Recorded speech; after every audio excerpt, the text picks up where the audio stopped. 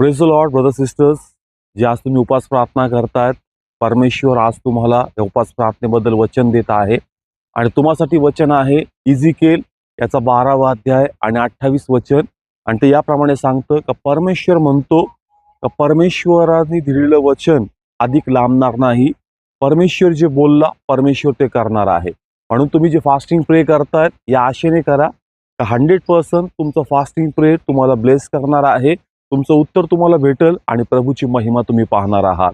आज पुन्हा मी तुम्हासाठी प्रार्थना करेल.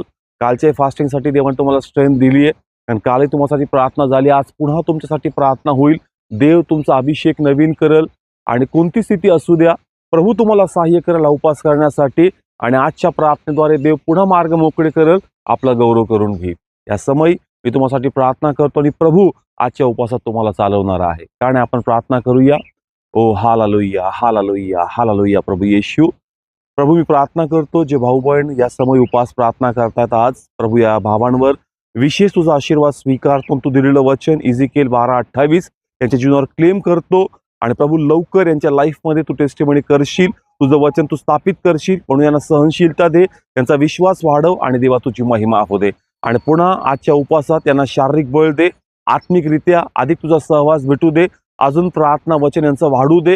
ज्या घरात मोकळीकता नाही प्रार्थनेची त्यांना मोकळीकता भेटू दे. जे काम करतात त्यांना स्ट्रेंथ प्रोव्हाइड कर.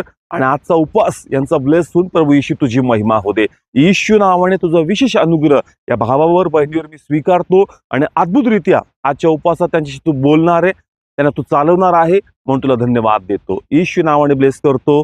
आमेन.